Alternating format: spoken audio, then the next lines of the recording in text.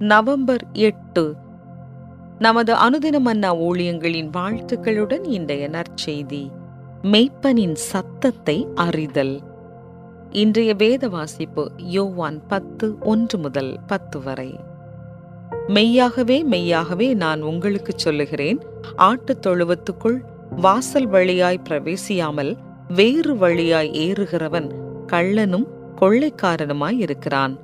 வாசல் வழியாய் பிரவேசிக்கிறவனோ ஆடுகளின் மேய்ப்பனாய் இருக்கிறான். வாசலை காக்கிறவன் அவனுக்கு திறக்கிறான். ஆடுகளும் அவன் சத்தத்துக்கு செவி கொடுக்கிறது.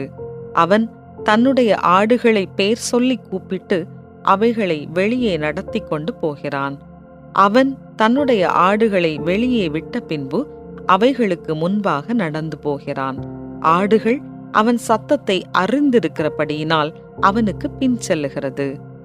அந்நியருடைய சத்தத்தை அறியாதபடியினால் அவைகள் அந்நியனுக்கு பின் செல்லாமல் அவனை விட்டோடிப்போம் என்றார். இந்த உவமையை இயேசு அவர்களுடனே சொன்னார்.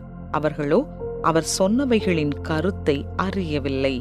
ஆதலால் இயேசு மறுபடியும் அவர்களை நோக்கி, நானே ஆடுகளுக்கு வாசல் என்று மெய்யாகவே மெய்யாகவே உங்களுக்கு சொல்லுகிறேன்.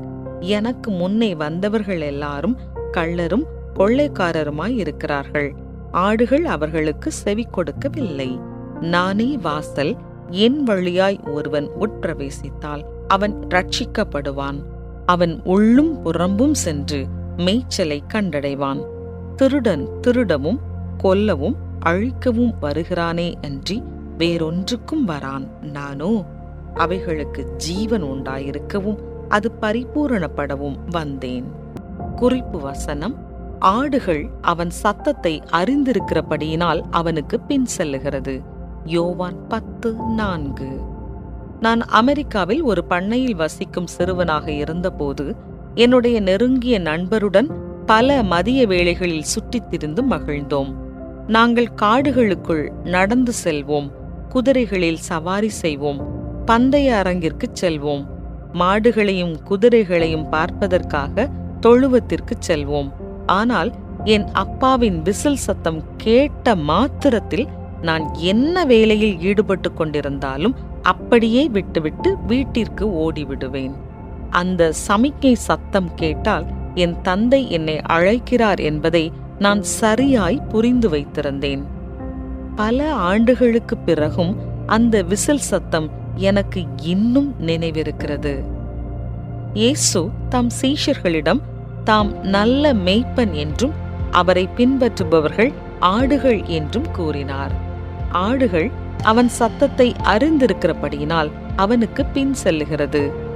பரிசேயர்களும் வேதபாரகர்களும் கிறிஸ்துவின் சீஷர்களின் அதிகாரத்தை கேள்வி எழுப்பி அவர்களை குழப்பத்திற்குள்ளாக்கிய போது தன்னுடைய அன்பின் சத்தம் மற்றெல்லாருடைய சத்தத்தை காட்டிலும் தெளிவாய் கேட்கும் என்று அறிவிக்கிறார்.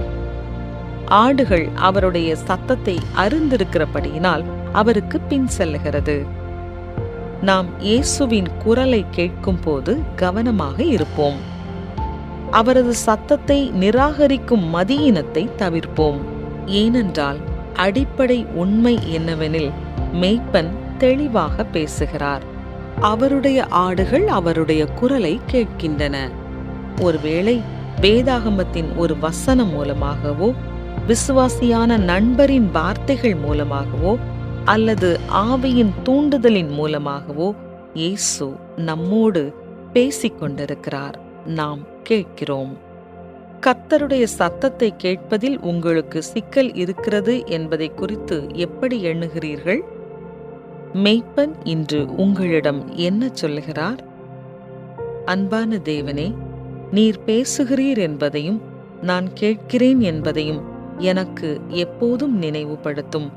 உம் வார்த்தையில் கவனம் செலுத்த எனக்கு உதவி செய்யும். உமது சத்தத்தை கேட்கவும் பதிலளிக்கவும் எனக்கு கிருபையாய் உதவி செய்யும். ஆமென்.